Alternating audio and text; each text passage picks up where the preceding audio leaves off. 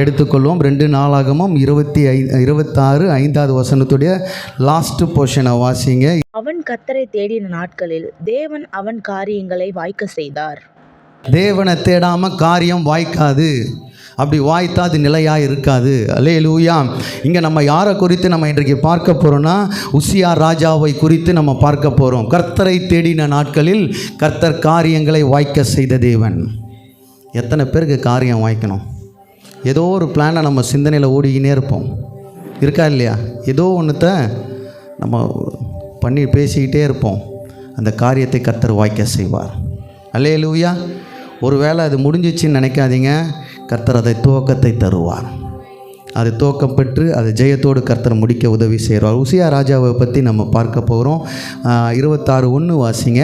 அப்பொழுது யூதா ஜனங்கள் எல்லோரும் 16 வயதான உசியாவை அழைத்து வந்து அவன் தகப்பனாகிய அமத்சியாவின் ஸ்தானத்தில் ராஜாவாக்கினார்கள். ராஜா தன் பிதாக்களோடு நித்திரையடைந்த பின்பு இவன் ஏலோதை கட்டி அதை திரும்ப யூதாவின் வசமாக்கி கொண்டான். உசியா ராஜாவாகிற போது 16 வயதாயிருந்து 52 வருஷம் எருசலேமிலே அரசாண்டான். எருசலேம் நகரத்தாலான அவன் தாயின் பெயர் எக்கோலியாள். அவன் தன் தகப்பனாகிய அமத்சியா செய்தபடியெல்லாம் கர்த்தரின் பார்வைக்கு செம்மையானதை செய்து. ஃபர்ஸ்ட் என்ன செய்யறானா? கர்த்தருடைய பார்வைக்கு செம்மையானதை செய்ய வேண்டும். எதை செய்யணும்? இன்றைக்கி நிறைய பார்வைக்கு நிறைய செய்கிறோம். மக்களுடைய பார்வைக்கு இவங்களுக்கு நல்லது பண்ணோம், அவங்களுக்கு நல்லது பண்ணோம், ரொம்ப நல்லது. ஆனால் ஃபஸ்ட்டு என்ன சொல்லியிருக்கு வேதத்தில்? கர்த்தருடைய பார்வைக்கு அவன் தன் தகப்பனாகிய தகப்பன் செய்தது போல கர்த்தரின் பார்வைக்கு செம்மையானதை செய்தான். அல்லேலூயா. எதை செய்தாங்க? எதை செய்தான்? செம்மையானது. அதே 25வது அதிகாரம் ஃபஸ்ட்டு 2 வசனத்தை வாசிங்களேன். அமத்சியா 25ஆம் வயதிலே ராஜாவாகி 29 வருஷம் எருசலேமிலே அரசாண்டான். எருசலேம் நகரத்தாலாகிய அவனுடைய தாயின் பெயர் யோவாதானாள். அவன் கர்த்தரின் பார்வைக்கு செம்மையானதை செய்தான், ஆனாலும் முழு மனதோடே அப்படி செய்யவில்லை. ஆனால் உசியா எத்தனை வருஷத்தில் உள்ள வந்தான்? 16 உள்ள வந்தான். எத்தனை வருஷம் அரசாண்டான்? 52 வருஷம். ஏன் டிஃபரன்ஸ்னால் அந்த 2வது வசனத்தில் போட்டிருக்கு, அவன் கர்த்தரின் பார்வைக்கு செம்மையானதை செய்தான், ஆனாலும் முழு மனதோடு அப்படி செய்யவில்லை. அல்லேலூயா. செம்மையானதை செய்வோம், ஆனால் என்ன இல்லைங்க? ஹோல் ஆர்ட்டடாக செய்யலைன்னா அங்கே கர்த்தர் பிரியப்பட மாட்டார். அல்லேலூயா. அப்போ உசியாவுடைய அந்த 26 நாளில் வாசிக்கிறோம், அவன் தன் தகப்பனாகிய அமத்சியா செய்ததைபடியெல்லாம் கர்த்தரின் பார்வைக்கு செம்மையானதை செய்தான். அல்லேலூயா. ஃபஸ்ட்டு டைட்டிலு, அவன் எதை செய்தான்? செம்மையானதை செய்தான். செம்மையானதுன்னா என்னதுங்க? செம்மையானது 3 எழுதிங்க. ஃபஸ்ட்டு லவ்வுங்க. செம்மையானதை செய்யணும்னா ஃபஸ்ட்டு என்ன இருக்கணும்? இருதயத்தில் சொல்லுங்கள். அன்பில்லாமல் எதை செய்தாலும் உருப்படாது. அல்லேலூயா. மனசில் ஒன்று வச்சுன்னு வெளியில் ஒன்று செய்தால் அது செம்மையானது இல்லை. அல்லேலூயா. ஹோல் ஆர்ட்டட் எப்போ வரும்னா, அன்பு இருக்கும் பொழுது தான் அந்த இடத்துல ஹோல் ஆர்ட்டடாக நம்ம பண்ண முடியும். அல்லேலூயா. ஃபஸ்ட்டு செம்மையானது அன்பை குறித்து. தேவனை முழு இருதயத்தோடு அன்பு கூறுதல் அவருக்கு செம்மையானதாய் தோன்றும். அல்லேலூயா. எது செம்மையானதாய் தோன்றும்? எடுத்துக்கொள்வோம். உபாகமம் 6:5 நான் வாசிக்கிறேன். நீ உன் தேவனாகிய கர்த்தரிடத்தில் முழு இருதயத்தோடும் முழு ஆத்துமாடும் முழு பலத்தோடும் அன்பு கூறுவாயாக. அவன் செய்தது எல்லாமே உள்ளத்தின் ஆழத்தின் அன்பிலிருந்து அவருக்காய் யாவற்றையும் செய்தான். அல்லேலூயா. அல்லேலூயா. ஃபஸ்ட்டு செம்மையானதுன்னா என்ன வரணும்? இப்போ நம்ம யோசனையில் நம்முடைய இருதயத்தில் அன்பு இருக்கணும். எதை நீங்கள் செய்தாலும் கர்த்தருக்கென்று நம்ம செய்கிறவர்களாய் தேவனை முழு இருதயத்தோடு அன்பு கூறுவாயாக என்ற வார்த்தையின்படி செம்மையானவைகள் தேவனுக்கு அன்பு கூறுகிறவர்களாக இருக்கணும். ரெண்டாவது எழுதிங்க. யோவான் 14:21 கீழ்ப்படிதல். செம்மையானது எதை குறிக்கிறது? ஒபீடியன்ஸை குறிக்குது. 2வது என்னதுங்க? ஒபீடியன்ஸை குறிக்குது. எல்லாரும் சேர்ந்து வாசிங்க. என் கற்பனைகளை பெற்றுக்கொண்டு அவைகளை கை கொள்ளுகிறவனே என்னிடத்தில் அன்பாயிருக்கிறான். என்னிடத்தில் அன்பாயிருக்கிறவன் என் பிதாவுக்கு அன்பாயிருப்பான். நானும் அவனில் அன்பாயிருந்து அவனுக்கு என்னை வெளிப்படுத்துவேன் என்றார். 2வது கீழ்ப்படியணும். தேவனுக்கு கீழ்ப்படியணும். அவருடைய வார்த்தையை கை கொள்ளும் பொழுது தான் யார் அன்பாக இருப்பார்? தெய்வம் உங்கள் மேலே அன்பாக இருப்போம். அல்லேலூயா. உசியா ராஜா கர்த்தருடைய பார்வைக்கு செம்மையானதை செய்தான். மூன்றாவது எழுதிங்க, 1 பேதுரு 1:15-16. யாரும் எடுத்து வாசிங்க. உங்களை அழைத்தவர் பரிசுத்தராய் இருக்கிறது போல நீங்களும் உங்கள் நடக்கைகள் எல்லாவற்றிலேயும் பரிசுத்தராய் இருங்கள். நான் பரிசுத்தர், ஆகையால் நீங்களும் பரிசுத்தராய் இருங்கள் என்று எழுதியிருக்கிறதே. மூன்றாவது, கர்த்தருடைய பார்வைக்கு செம்மையாய் தோன்றனா ஹோலி இருக்கணும். பக்கத்தில் என்ன சொல்லுங்கள்? பரிசுத்தம். பரிசுத்தம் பரிசுத்தம். வெள்ளை சட்டை போடுறதுனால பரிசுத்தம் அல்ல. அல்லேலூயா. உள்ளுக்குள்ளே இருக்கிற ஆத்துமா பரிசுத்தமாக இருக்க வேண்டும். அல்லேலூயா. அப்போ செம்மையாய் தோன்றணும்னா 3 விஷயங்கள். தேவனை முழு இருதயத்தோடு அன்பு கூறணும், தேவனுடைய வார்த்தைக்கு கீழ்ப்படினோம், மூன்றாவது பரிசுத்தமுள்ள வாழ்க்கை. அல்லேலூயா. நான் திரும்ப சொல்கிறேன், அன்பு, கீழ்ப்படிதல், பரிசுத்தம், இந்த 3 தான் தேவனுடைய பார்வையில் நம்ம எப்படி காட்ட முடியும்? செம்மையான மனிதனாய் காட்ட முடியும். அல்லேலூயா. இப்போ உங்களை நீங்கள் அங்கே எடை போட்டுங்க, தேவனுடைய பார்வைக்கு நான் செம்மையானாய் இருக்கிறேனா? அந்த வசனம் இப்போ வாசிங்க, 4வது வசனம்.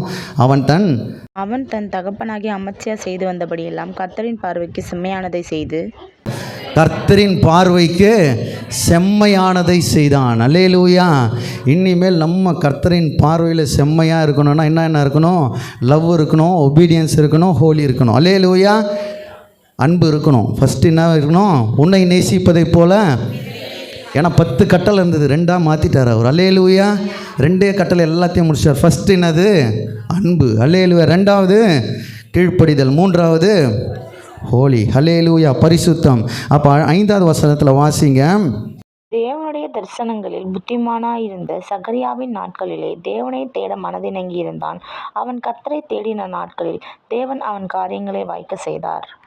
அவனுக்கு காரியங்கள் எல்லாம் வாய்க்குது. ஃபஸ்ட்டு என்னென்னா செம்மையானதாக இருந்தான். அவன் கர்த்தருடைய பார்வைக்கு செம்மையானவனாக இருந்தான். 2வது டைட்டில் எதுனா கர்த்தரை தேடினான். அல்லேலூயா.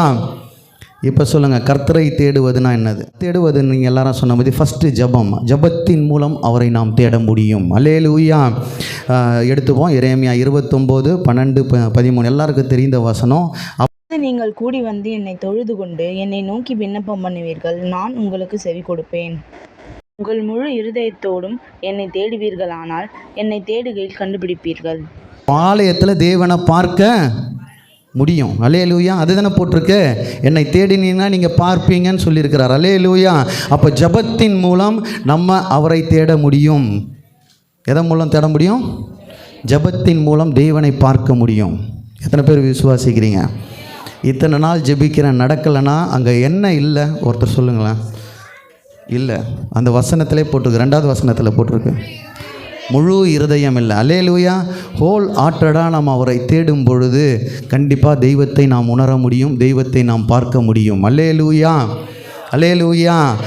உங்கள் முழு இருதயத்தோடும் என்னை தேடுவீர்களானால் என்னை தேடுகையில் கண்டுபிடிப்பீர்கள். அல்லேலூயா.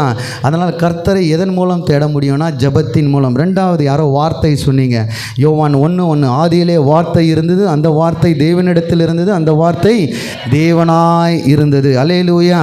அப்போ வார்த்தையின் மூலம் யாரை தேட முடியும்?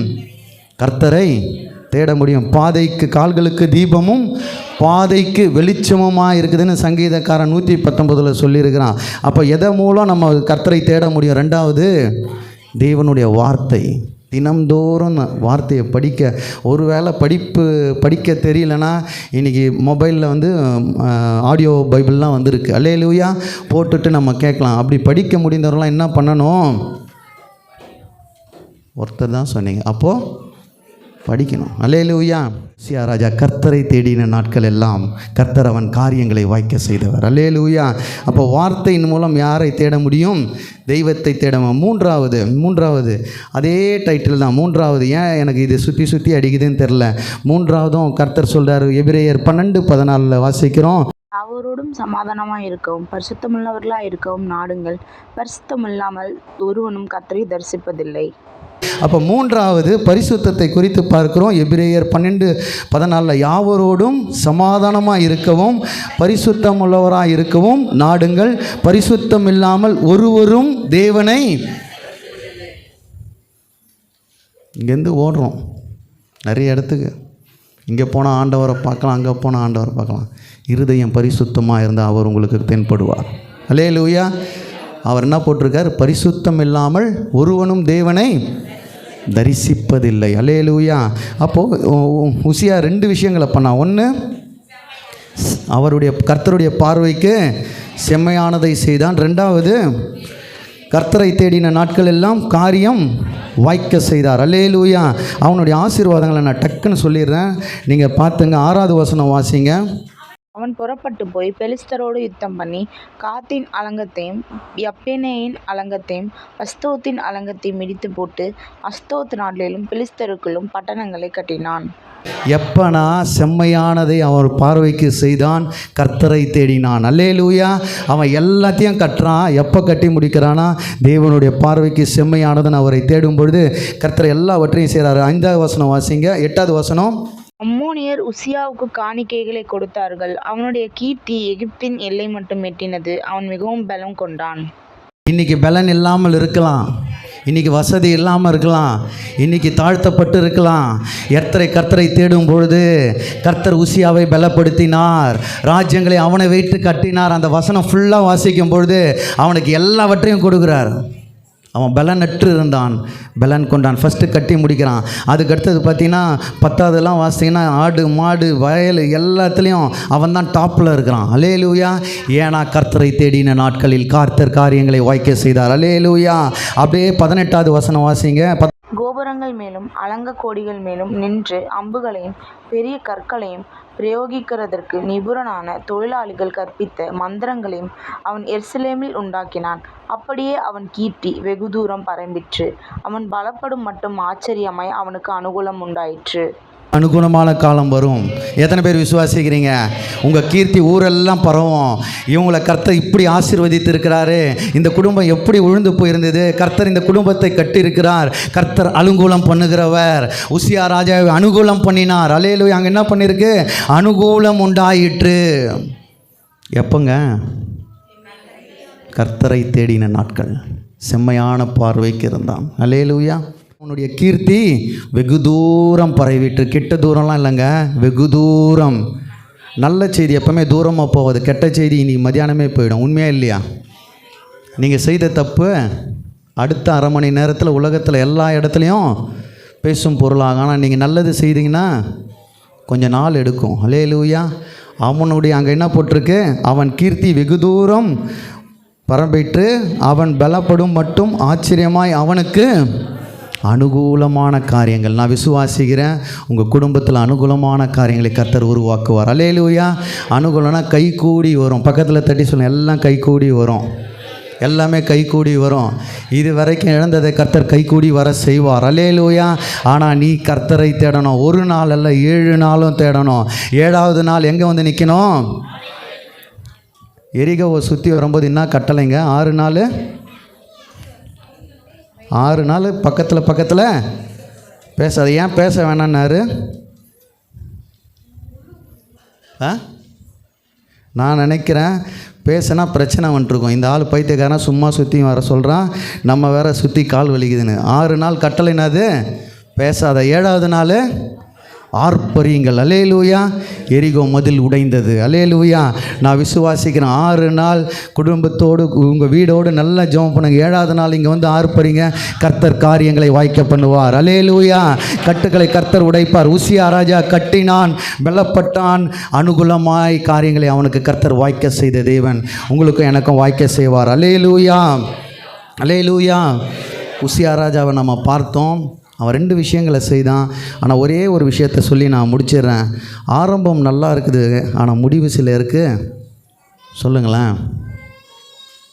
ஆரம்பம் நல்லா இருக்குது, முடிவு சிலருக்கு நல்லாவே இல்லை. அல்லேலூயா.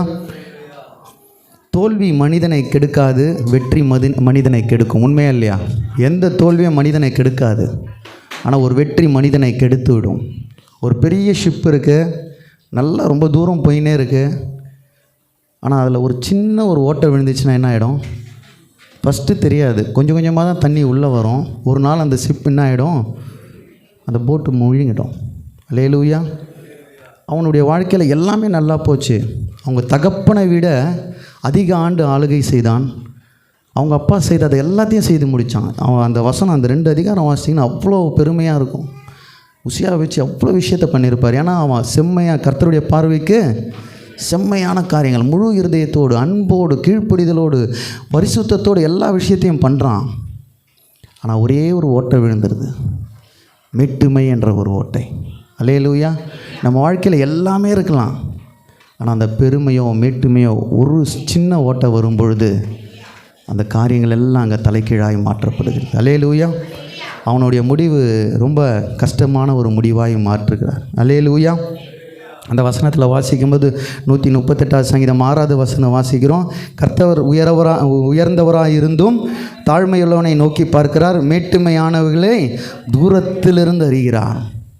தயவுசெய்து உங்களை நான் தாழ்மையாக கேட்டுக்கிறேன், மேட்டுமையை எடுத்து போட்டுருங்க.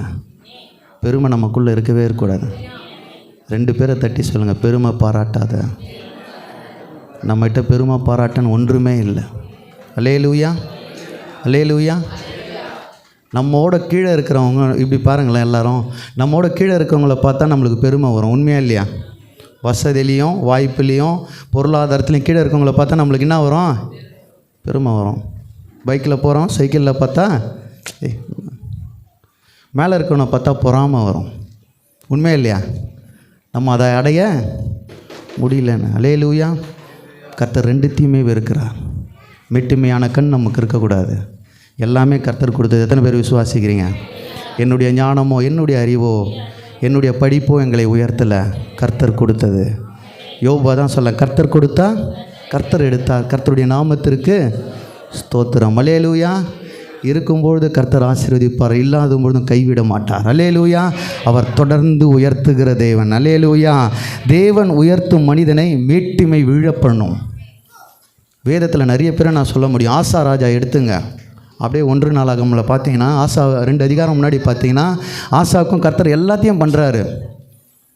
அவன் ஃபாஸ்ட் பண்ணுறான், எல்லாம் பண்ணவொடனே கர்த்தர் எல்லாவற்றையும் தலைக்கீழாக மாற்றி ஜெயத்தை கர்த்தர் கொடுக்குறாரு.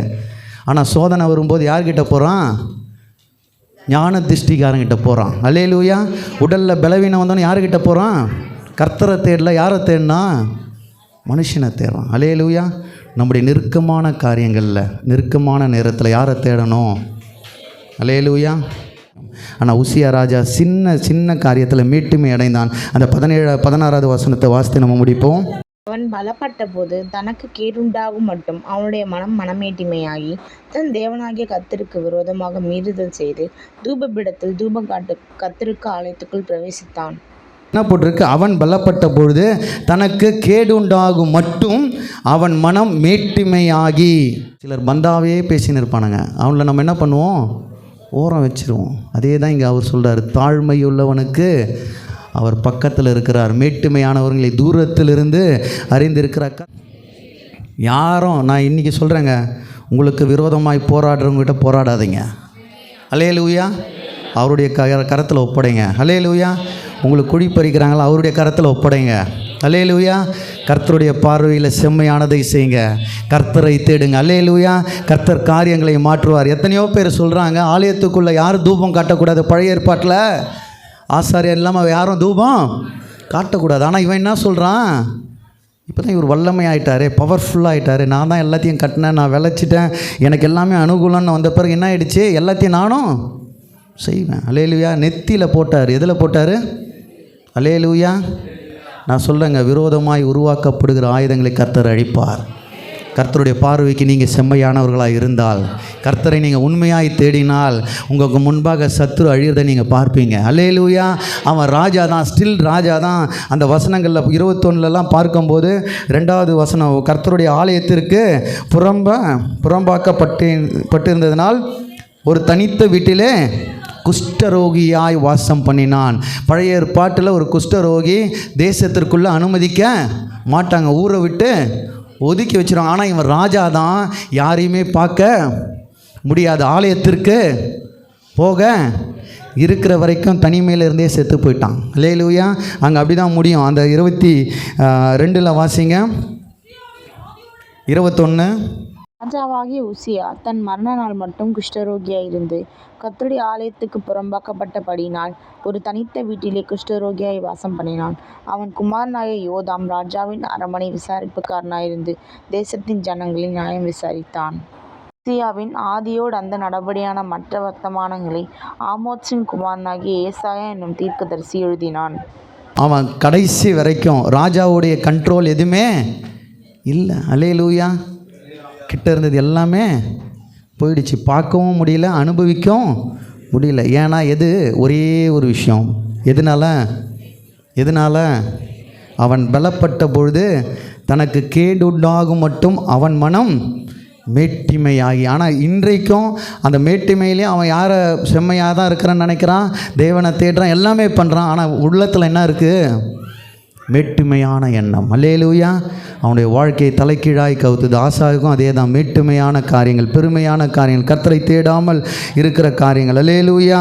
சில நேரத்தில் எல்லாம் நல்லதாக இருக்கும், சில நேரத்தில் எல்லாம் தலைக்கீழாக மாறும். எங்கன்னா நீங்கள் ஏதோ விஷயத்தில் பெருமை பாராட்டுறீங்க, ஏதோ மேன்மை பாராட்டுகிறீர்கள். அல்லேலூயா. தேவனை தவிர எதை மேன்மை பாராட்டினாலும் அங்கே கேடு தான். எத்தனை பேர் விசுவாசிக்கிறீங்க? அல்லேலூயா. தேவனை தேடுகிற நேரத்தில் வேறு எது உங்களுக்கு முன்னாடி வருதோ அது என்னது? மேட்டிமை. அல்லேலூயா. அது பெருமை. தேவனை தேடுகிற நேரம் எது தான்? தேவனுக்கு மட்டுமே. அல்லேலூயா. உசியா ராஜாவுடைய வாழ்க்கையில் கர்த்தரை தேடின நாட்கள், கர்த்தர் செம்மையான காரியங்களை செய்த நாட்கள், அவனுடைய காரியங்கள் எல்லாம் வாய்த்தது. ஆனால் ஒரே ஒரு மேட்டிமை தேவனுடைய பார்வையிலேருந்து அவனை தூரமாக்கினது. அல்லேலூயா. இந்த நாட்களில் நம்ம எல்லாரும் ஒரு முடிவோடு நம்ம கடந்து செல்வோம். மேட்டிமை என்னுடைய வாழ்க்கையில் வேண்டாம்ப்பா. எத்தனை பேர் விசுவாசிக்கிறீங்க? எத்தனை பேர் அறிக்கை செய்ய போகிறீங்க? எதை சாதித்தோம், எதை கட்டணும், எதை நட்டணும், அதெல்லாம் ரெண்டாவது. அவருடைய வருகையில் நான் அவரோடு பிரவேசிக்கணும்.